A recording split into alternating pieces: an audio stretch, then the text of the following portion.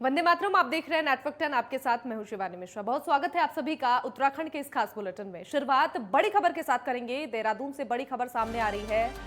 लक्सर दुर्घटना को लेकर सीएम धामी सख्त नजर आ रहे हैं। वाहन दुर्घटनाग्रस्त होने की मजिस्ट्रियल जांच के आदेश दिए गए हैं। लक्सर रुड़की मार्ग पर एसडीएम का वाहन दुर्घटनाग्रस्त हुआ था और हादसे में ड्राइवर की मौके पर ही मौत हो गई थी और वहीं एसडीएम लक्सर संगीता कनौजिया हादसे में घायल हुई है। एसडीएम संगीता कनौजिया का गंभीर हालत में इलाज अभी भी जारी है। सीएम धामी ने शीघ्र स्वास्थ्य लाभ की कामना की है और वाहन चालक की मौत पर सीएम ने शोक भी जताया है। देहरादून से ये बड़ी जानकारी आपको दे रहे हैं।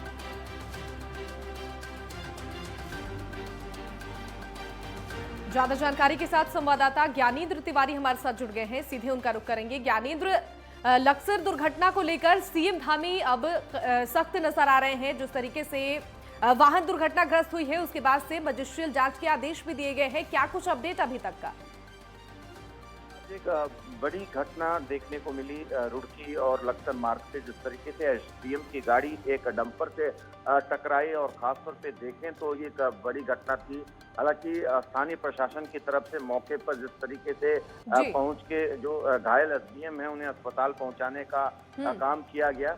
लेकिन जो चालक था जो एसडीएम का, उसकी मौत मौके पे हो गई थी। और दूसरी तरफ देखा जाए तो मुख्यमंत्री को जैसे इस घटना की जानकारी मिली है, मुख्यमंत्री की तरफ से तत्काल हरिद्वार के जो जिलाधिकारी हैं उनसे संपर्क किया गया, फोन पे बातचीत की गई। पूरी घटना की जो जानकारी है वो मुख्यमंत्री ने ली है और इसकी मिनिस्ट्रियल जांच कराने के जो आदेश हैं वो मुख्यमंत्री की तरफ से दे दिए गए हैं। खासतौर पे देखें उत्तराखंड के अंदर अगर हम बात करें, हरिद्वार जिले की बात करें, हरिद्वार में जिस तरीके से ये घटना हुई है और जिस डंपर से ये घटना हुई है और कहीं ना कहीं देखा जा रहा है कि इन इलाकों में जो खनन का काम है वो बढ़ चढ़ के बड़े स्तर पे होता है। और जिस तरीके से डंपर से एक्सीडेंट हुआ है, एक अधिकारी की गाड़ी को टक्कर लगी है और एक बड़ी घटना हुई है। खुद एसडीएम इस गाड़ी में सवार थी और गंभीर रूप से चोटिल हुई हैं। अस्पताल में उनका इलाज कराया जा रहा है। दूसरी तरफ जो ड्राइवर हैं उसकी मौत हो चुकी है। तो ऐसे में कहीं ना कहीं इस घटना को गंभीरता से सरकार ले रही है। सरकार की तरफ से कहीं ना कहीं इसको मिनिस्ट्रियल जांच के जो आदेश हैं वो दिए गए हैं और अब कहीं ना कहीं देखना ये है कि इस तरीके की जो घटनाएं हैं उनको लगाम लगाने को लेकर किस तरीके की कवायद की जा रही है, क्योंकि अक्सर इस तरह की घटनाएं होती हैं, दुर्घटनाएं, और देखा जाता है उसके बाद ही जो प्रशासन है वो जगता है। खासतौर पे अगर हम देख लें, हरिद्वार की ही बात कर लें, हरिद्वार के विभिन्न इलाकों में इस तरह की जो आए दिन जो दुर्घटनाएं हैं वो देखने को मिलती हैं। हाईवे इलाकों में जो डंपर हैं वो इस तरह की गाड़ियों को अपने चपेट में लेते हैं और ऐसे में देखा गया कि कई बार खनन की गाड़ियां जो हैं इस तरह की दुर्घटनाओं में कहीं ना कहीं शामिल होती हैं। जी बिल्कुल ज्ञानेंद्र, तो आए दिन इस तरीके की सड़क दुर्घटनाएं सामने आती हैं। ऐसे में प्रशासन की तरफ से अब इस पर क्या कुछ एक्शन लिया जाएगा? देखिए, मिनिस्ट्रियल जांच के जो आदेश हैं वो मुख्यमंत्री की तरफ से दिए गए हैं। स्थानीय प्रशासन की तरफ से पहले ही डंपर को कब्जे में ले लिया गया है और डंपर के जो मालिक हैं और जो चालक हैं उनकी खोजबीन जो है स्थानीय प्रशासन की तरफ से की जा रही है।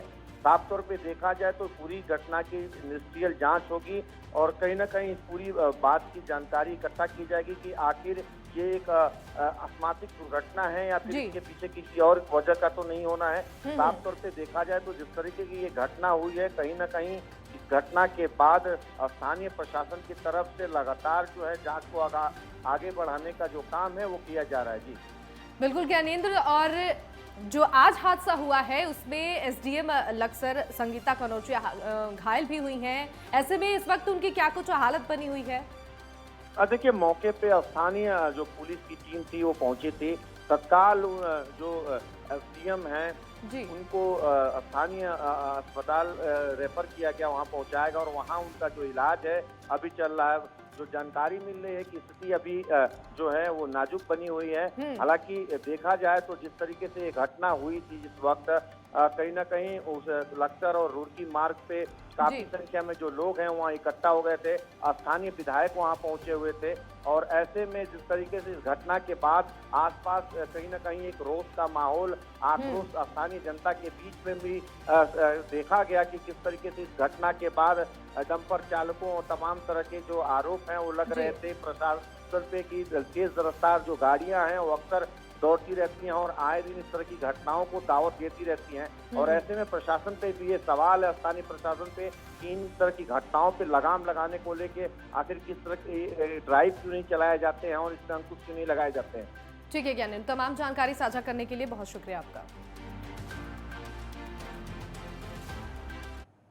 आगे बढ़ेंगे। मुख्यमंत्री पुष्कर सिंह धामी ने सिद्धपीठ काली मठ में पूजा अर्चना कर विश्व शांति और समृद्धि की कामना की। मुख्यमंत्री पुष्कर सिंह धामी के काली मठ घाटी आगमन पर भाजपा कार्यकर्ताओं और जनप्रतिनिधियों ने मुख्यमंत्री का गर्मजोशी से भव्य स्वागत किया। मुख्यमंत्री ने कार्यकर्ताओं और जनता को संबोधित करते हुए कहा कि प्रधानमंत्री नरेंद्र मोदी के नेतृत्व में अनेक जन कल्याणकारी योजनाएं प्रगति पर हैं। मुख्यमंत्री पुष्कर सिंह धामी के सन्मुख केदारनाथ विधायक शैला रानी रावत ने अनेक समस्याएं रखते हुए उनके निराकरण की मांग रखी है। और वहीं मुख्यमंत्री पुष्कर सिंह धामी ने गौरीकुंड, केदारनाथ, खाम चौमासी वन वे ट्रैफिक करने और साथ ही जूनियर हाई स्कूल कालीमठ का उच्चीकरण करने, जीआईसी कोटमा का भवन बनाने समेत कई घोषणाएं की है। मुख्यमंत्री पुष्कर सिंह धामी के कालीमठ घाटी आगमन पर जनप्रतिनिधियों ने उन्हें ज्ञापनों का पुलिंदा सौंपकर क्षेत्र में फैली समस्याओं के निराकरण की मांग रखी। और उनके साथ रुद्रप्रयाग विधायक भरत चौधरी, जिला पंचायत अध्यक्ष अमरदेव शाह भी मौजूद रहे।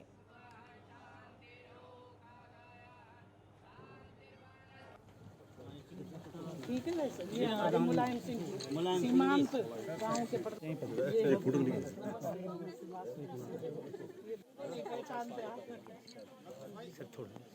तो सीएम धामी ने जनता को ऊखी मठ में संबोधित किया और सिद्ध कालीपीठ माता की पूजा अर्चना भी की। विश्व शांति और समृद्धि की इस दौरान सीएम पुष्कर सिंह धामी ने कामना की है। और वहीं मुख्यमंत्री पुष्कर सिंह धामी ने मंगलवार को केदारनाथ मंदिर परिसर में पहुंचकर धाम में हो रहे निर्माण कार्यों और साथ ही आगामी यात्रा संबंधित तैयारियों का स्थलीय निरीक्षण किया। मुख्यमंत्री ने केदारनाथ धाम में पूर्ण हो चुके सरस्वती आस्था पथ का निरीक्षण किया।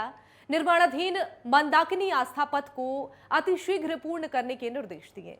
केदारनाथ परिसर के आसपास हो रहे पहाड़ी शैली में भवनों के निर्माण कार्यों की जानकारी ली और मंदिर परिसर का भ्रमण करते हुए मुख्यमंत्री पुष्कर सिंह धामी ने केदार घाटी के निर्माण में अहम योगदान दे रहे श्रमिकों का हालचाल जाना और साथ ही उनकी हर समस्या को दूर करने के निर्देश दिए। उन्होंने श्रमिकों से बातचीत कर निर्माण कार्यों में आ रही समस्याओं को भी जाना और उनके अहम योगदान के लिए उनका धन्यवाद किया। मुख्यमंत्री पुष्कर सिंह धामी ने मंदिर परिसर के आसपास मुख्य मार्ग में अस्त व्यस्त पड़े मलबे, साथ ही निर्माणाधीन सामग्री को हटाए जाने के निर्देश दिए।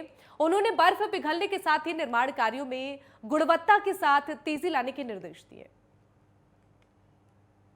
तैयारी हम पूरी कर रहे हैं और हमें पहले से अनुमान है, क्योंकि जिस प्रकार की बुकिंग हो रही है, जिस प्रकार के होटल, टैक्सी, अन्य जो भी संसाधन हैं, पूरी तरह से इस बार 2 महीने पहले से ही सारी बुकिंगें हो चुकी हैं। इसलिए हमारा अनुमान है कि इस बार यात्रा ऐतिहासिक होने वाली है।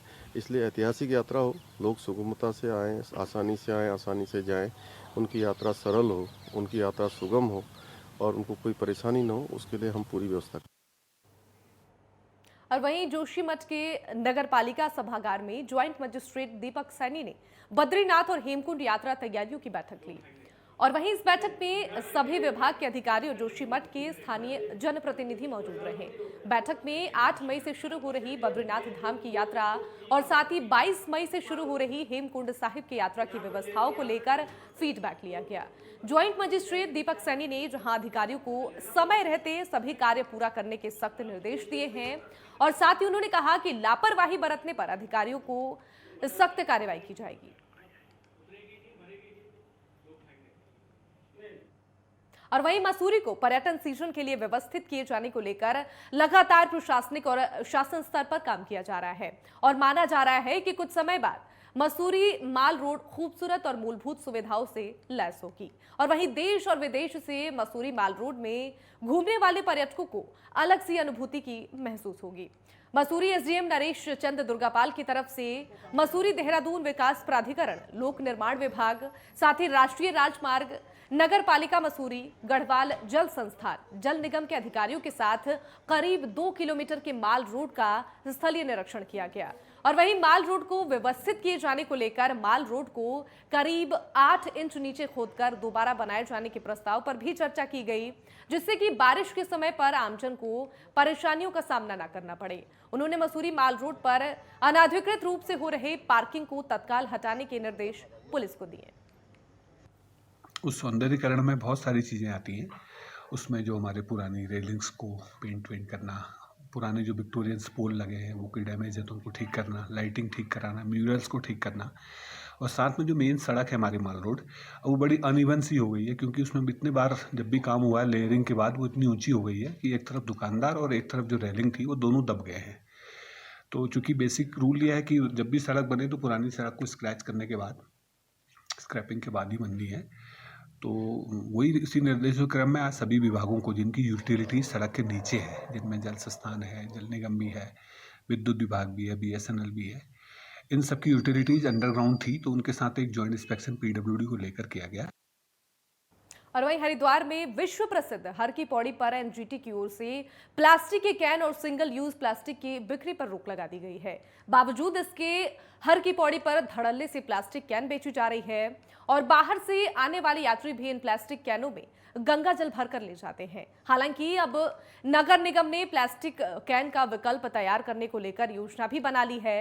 हरिद्वार नगर निगम ने हर की पौड़ी और दूसरे गंगा घाटों पर प्लास्टिक कैन का इस्तेमाल बंद करने के लिए महिला स्वयं सहायता समूह के साथ मिलकर प्लास्टिक कैन का विकल्प तैयार किया है, जिसमें महिलाओं के समूह कांच, स्टील और बांस की बोतल तैयार करके हर की पौड़ी पर बेचेंगे और इससे एक तरफ महिलाओं को रोजगार मिलेगा और साथ ही दूसरी तरफ यात्री प्लास्टिक कैन का इस्तेमाल करने से परहेज करेंगे।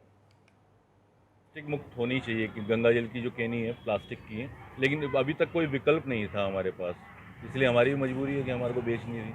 यात्री के लिए भी था कि कोई ऑप्शन नहीं है उसके पास, और अगर ये ऑप्शन आए हैं जो भी कांच की और बांस की जो गंगा जली स्टील की देंगे तो बहुत बेहतर है हमारे लिए।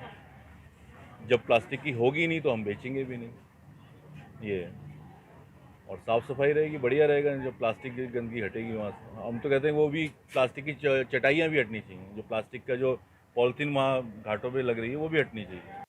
देखिए, देखने में आया था कि काफ़ी बहुत मात्रा में वहाँ पर केन की बिक्री की जाती थी और बैठने के लिए प्लास्टिक की बिक्री की जाती थी, जिससे कि गंगा जी का वो जो जल था वो प्रदूषित हो रहा था। तो उसी के तहत हम लोगों ने एक जो हमारी लोकल एसएचजीज हैं, जो लोकल सेल्फ हेल्प ग्रुप्स हैं महिलाओं की, उनको हम लोगों ने इसमें पार्टिसिपेट करवाया है और उनके थ्रू हम लोगों ने जूट की और ग्लासेस की और अपना बैम्बू की बॉटल बनाई हैं। उसके अलावा इनकी तरह सेल्फ मेड चटाइयाँ भी उपलब्ध कराई गई हैं, जिसके नमूने आज हम लोगों ने लिए हैं और जिलाधिकारी महोदय को इसको दिखाने के पश्चात इनको हम लोग स्थान लोकेट करेंगे, जिससे कि ये लोग वहाँ पर इसको हमारे आमजन जो भी हमारे यहाँ पर दर्शनार्थी आ रहे हैं उनको दे सकें।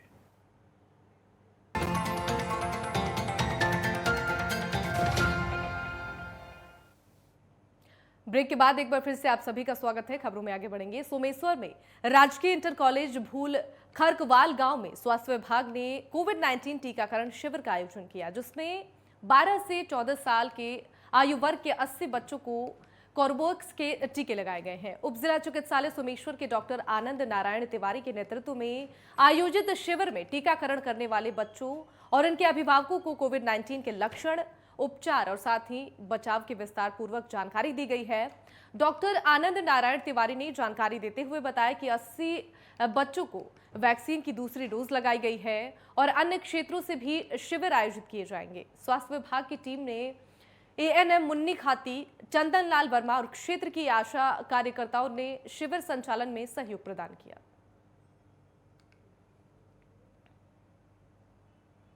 और वहीं देहरादून विधानसभा में कैबिनेट मंत्री गणेश जोशी ने आज ग्राम्य विकास विभाग की बैठक की। इस बैठक के दौरान विभाग के आला अधिकारी भी मौजूद रहे।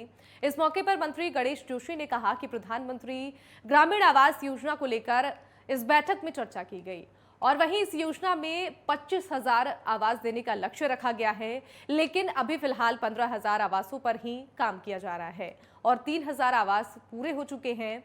और साथ ही उन्होंने ये भी कहा है कि प्रधानमंत्री ग्रामीण आवास योजना के कार्यों को 14 जुलाई तक पूरा करने का टारगेट दिया गया है और 14 अगस्त तक 10,000 लोगों को प्रधानमंत्री आवास योजना का लाभ दे सके। आज ग्राम विकास की एक बृहद बैठक मैंने विधानसभा में ली, जिसमें मेरे एसीएस, सेक्रेटरी, सारे अपर सचिव, सारे उच्च अधिकारी यहाँ पर थे। और इससे पहले एक बैठक मैंने 20 दिन पहले की थी। उसके बाद इन लोगों ने क्या काम किए, क्या प्रगति हुई, आज सारी जानकारी ली।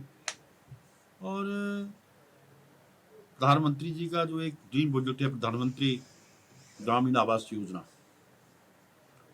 जिसमें 25,000 का लक्ष्य हमारा था, उसमें मुझे जानकारी दी गई कि अभी 15,000 आवासों पर काम चल रहा है, 3,000 आवास पूर्ण हुए हैं। मैंने इनको टारगेट दिया है कि 14 जुलाई तक इसको पूरा करें और 14 अगस्त तक एक बड़ा कार्यक्रम करके हम 10,000 से अधिक लोगों को ये प्रधानमंत्री आवास जो है हस्तांतरित, मुख्यमंत्री जी के कर्मचारियों को हस्तांतरित करेंगे। और वहीं चारधाम यात्रा और कानून व्यवस्था को देखते हुए 10 सालों से उत्तराखंड में कार्यरत और निवास कर रहे रेहड़ी वालों का पुलिस प्रशासन की ओर से सत्यापन किया जा रहा है।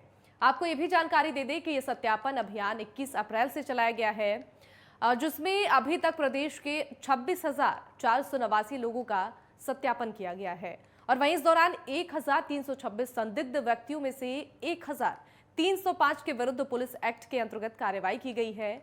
और वहीं ऑपरेशन मर्यादा के तहत 2,688 दोषियों को पुलिस की ओर से गिरफ्तार किया गया है। तो वहीं 4,48,303 रुपए का जुर्माना वसूला गया है। अब सभी जिलों में अच्छे सत्यापन हो गए हैं। पहले शुरुआती दौर में थोड़ा सा कम चल रहा था, किंतु अब सब जगह पे बहुत ही भारी संख्या में सत्यापन हो रहे हैं और बहुत ही अच्छे से हमारा ऑपरेशन चल रहा है। नहीं, देखिए, यही होता है कि उनका वेरिफिकेशन किया जाता है। गलत नाम पते से हैं तो उन पर एक्शन होता है, या उनका कोई क्रिमिनल बैकग्राउंड आता है तो उस हिसाब से एक्शन होता है। उनके पिछले जहाँ से आए वहाँ से वेरीफाई करा जाता है। तो और ये जो मकान मालिक है उनकी भी जिम्मेदारी कि किराएदार का सत्यापन मैंडेटरीली कराएं। ये सब चीज़ें हम देख रहे हैं। और वहीं कोटद्वार विधानसभा क्षेत्र का रोड मैप तैयार करने और विकास कार्यों की समीक्षा के लिए उत्तराखंड विधानसभा अध्यक्ष ऋतु खंडूरी भूषण ने शासन स्तर और विभाग के उच्च अधिकारियों से संबंधित विभागों के आधार पर बैठक ली। विधानसभा अध्यक्ष ने अधिकारियों से संबंधित विभागों के आधार पर कई महत्वपूर्ण सवाल किए, तो वहीं जरूरी दिशा निर्देश भी दिए। और बैठक में विधानसभा अध्यक्ष का अफसरों के साथ सख्त अंदाज देखने को मिला है। कोटद्वार से विधायक और विधानसभा अध्यक्ष बनने के बाद से ऋतु खंडूरी भूषण अपने क्षेत्र के विकास के लिए एक्शन मोड में नजर आ रही हैं, जिसके चलते वो लगातार अलग अलग विभाग के अधिकारियों के साथ क्षेत्र के विकास कार्यों को लेकर समीक्षा कर जरूरी सुझाव और दिशा निर्देश भी दे रही हैं। और इसी कड़ी में विधानसभा भवन देहरादून में आयोजित समीक्षा बैठक के दौरान शहरी विकास, आवास विकास, ऊर्जा विभाग, साथ ही पेयजल विभाग और परिवहन विभाग के सचिव स्तर से लेकर विभागीय अधिकारी तक भी मौजूद रहे। इस अवसर पर विधानसभा अध्यक्ष ने कोटद्वार विधानसभा क्षेत्र में पूर्ण हो चुके विकास कार्य और साथ ही संचालित योजनाओं और भविष्य में होने वाले विकास कार्यों को लेकर अधिकारियों के साथ विस्तार से चर्चा की। और शहरी विकास से बात हुई। शहरी विकास से मैंने स्पेशली मेंशन किया है कि हमें अपने ट्रेंचिंग ग्राउंड के लिए, एसटीपी के लिए जल्द से जल्द कार्रवाई शुरू करनी चाहिए। जहाँ तक पेयजल का है, जो कोटद्वार के लिए कोई प्रपोजल बना था पेयजल योजना का, या तो उसके तहत या जल जीवन मिशन जो अमृत 2.0 के नाम से आया है नगर के लिए, उसमें हमें कोटद्वार को किस तरह से जल्द लाभान्वित कर सकते हैं, इस पर बहुत अच्छी आज चर्चा हुई है और मुझे विश्वास है कि जल्द उस पर कार्रवाई भी होगी। और वहीं पौड़ी की पुलिस ने एमओ एक्ट समेत अन्य मामलों में 3 फरार वारंटियों को गिरफ्तार किया है। इन वारंटियों पर दर्ज केस में से एक चेक बाउंस और वहीं 2 मामले मोटर व्हीकल एक्ट के हैं। सतपुली थानाध्यक्ष लाखन सिंह और एसएसआई ने विनोद कुमार ने बताया कि मुखबिर की सूचना पर तीनों को गिरफ्तार कर लिया गया है।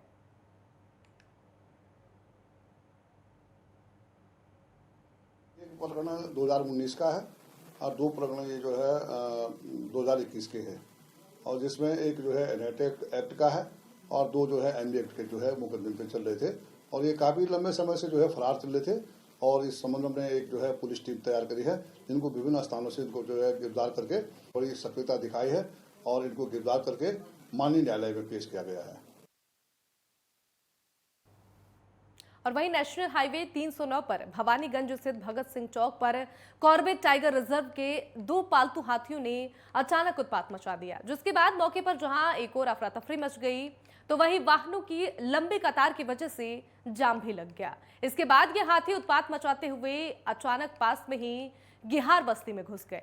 यहां पर भी इन हाथियों ने उत्पात मचाया और जिसके बाद इस इलाके में भी हड़कंप का माहौल देखने को मिला और लोग अपनी जान बचाने को लेकर इधर उधर भागने लगे। कुछ देर बाद ये हाथी हल्द्वानी प्राइवेट बस अड्डे पर पहुंचे। यहां भी इन्होंने बीच सड़क पर रुककर सड़क को जाम कर दिया। दोनों हाथियों पर सवार महावतों ने हाथियों को काफी कंट्रोल किया, जिस वजह से कोई अप्रिय घटना नहीं हुई। और मामले में कॉर्बेट पार्क के पशु चिकित्सक डॉक्टर दुष्यंत कुमार ने बताया है कि कालागढ़ से सोमवार को गजराज और शिवगंगे नामक हाथियों को हल्द्वानी स्थित फतेहपुर में टाइगर रेस्क्यू के लिए रवाना किया गया था और हाथियों को सोमवार को ढेला में रोकने के बाद से मंगलवार की सुबह चूनाखान के लिए रवाना किया गया।